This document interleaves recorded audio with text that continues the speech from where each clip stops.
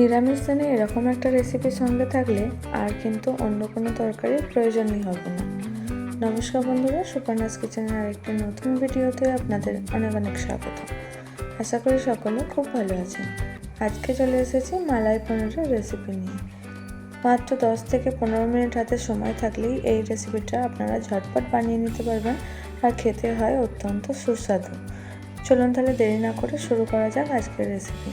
আর যদি আমার চ্যানেলের নতুন বন্ধু হয়ে থাকেন, চ্যানেলটি সাবস্ক্রাইব করে পাশে থাকার অনুরোধ রইল। মালাই পনির বানানোর জন্য সবার প্রথমে এখানে লাগছে আমার পনির। আমি এখানে 250 গ্রাম পনিরকে এইভাবে ত্রিকোণ করে কেটে নিয়েছি। আপনারা আপনাদের পছন্দ মতো শেপ দিতে পারেন। খাওয়ার সাথে সাথে যাতে দেখতেও সুন্দর হয় তাই আমি এইভাবে কেটে নিয়েছি। আপনারা আপনাদের পছন্দ মতো শেপ করে নিতে পারেন।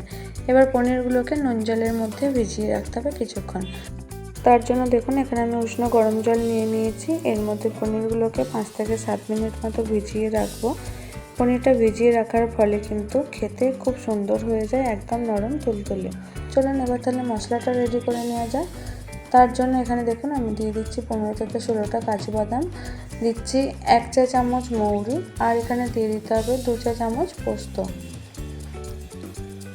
আর এখানে আমি দিচ্ছি 2-3 টুকরো নারকেল। এখানে আমি শুকনো নারকেলটা ব্যবহার করছি, আপনারা কিন্তু নর্মাল নারকেলটাও ব্যবহার করতে পারেন। এবার এর মধ্যে খুব সামান্য পরিমাণে জল দিয়ে একটা পেস্ট বানিয়ে নিতে হবে।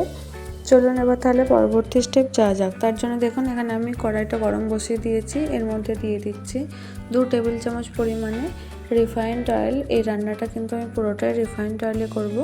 আপনারা কিন্তু চাইলে ঘি বা বাটারের সাহায্যেও করতে পারেন। এখানে দেখুন তেলের মধ্যে আমি গরম মশলা ফোড়ন দিয়ে দিয়েছি এখানে 2টো এলাচ, 2 টুকরো দারচিনি আর একটা তেজপাতা।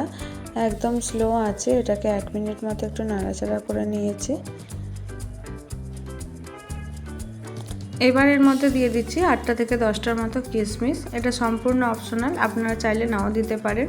যেহেতু আমি এখানে রেসিপিটা নিরামিষ বানাচ্ছি তাই একটু মিষ্টি মিষ্টি হলে খেতে ভালো লাগবে, সেই জন্যই আমি এখানে কিশমিশটা ব্যবহার করেছি। এটা সম্পূর্ণ অপশনাল, আপনারা নাও দিতে পারেন। কিশমিশটাকে 1 মিনিট মতো নাড়াচাড়া করে ভালো করে ভেজে নিয়েছি। হ্যাঁ, অবশ্যই গ্যাসের ফ্লেমটা কিন্তু স্লো হিটে রাখবেন, নাহলে কিশমিশগুলো সব জ্বলে যেতে পারে। কিশমিশটা ভালো করে ভাজা হয়ে গেছে। এবার বেটে রাখা মশলার পেস্টটা আমি এখানে দিয়ে দিচ্ছি।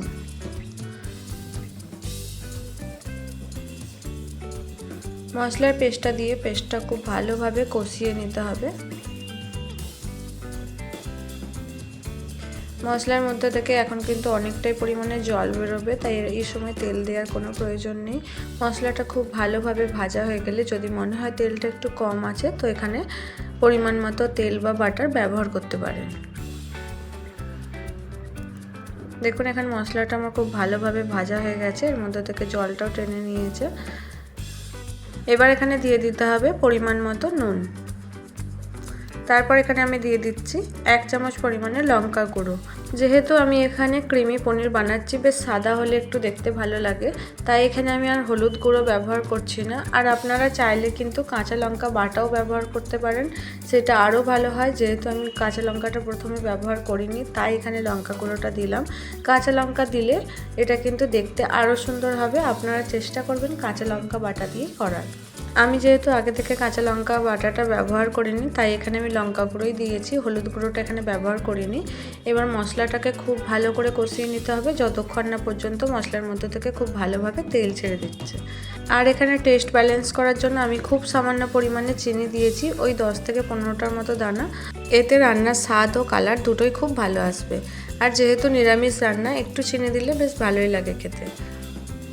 মশলাটা এখানে দেখুন খুব ভালোভাবে কষানো হয়ে গেছে, মশলার মধ্যে থেকে তেলও ছেড়ে দিয়েছে। এবার এখানে 1 কাপ লিকুইড দুধ আর 1 গ্লাস পরিমাণে জল আমি এখানে ব্যবহার করেছি। ওটা স্কিপ হয়ে গেছে তাই আপনাদের দেখাতে পারলাম না। অবশ্যই এখানে 1 কাপ পরিমাণে দুধ আর 1 গ্লাস জল ব্যবহার করবেন, আর না হলে কিন্তু আপনারা শুধু দুধ দিয়েও এই রেসিপিটা করতে পারেন। এখানে দেখুন ঝোলটা খুব ভালোভাবে ফুটে উঠেছে। এবার নুন জলের মধ্যে যে পনিরগুলো ভিজিয়ে রেখেছিলাম সেই পনিরগুলো এখানে দিয়ে দিতে হবে।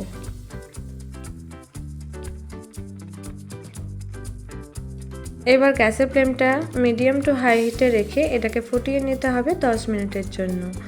আর এখানে আর একটা কথা বলে রাখি, এটা কিন্তু ঢাকনা দিয়ে ফোটাতে যাবেন না, তাহলে কিন্তু দুধটা ফেটে যেতে পারে। এইভাবে খোলায় ছেড়ে দেবেন, 10 মিনিট মতো ফুটিয়ে নিলেই কিন্তু এটা রেডি হয়ে যাবে। পনিরটা যদি আরও একটু ঝাল খেতে চান তাহলে এখানে কিন্তু কাঁচা লঙ্কা ব্যবহার করতে পারেন। আমি 2টো কাঁচা লঙ্কা এর মধ্যে একটু চিড়ে দিয়ে দিয়েছি।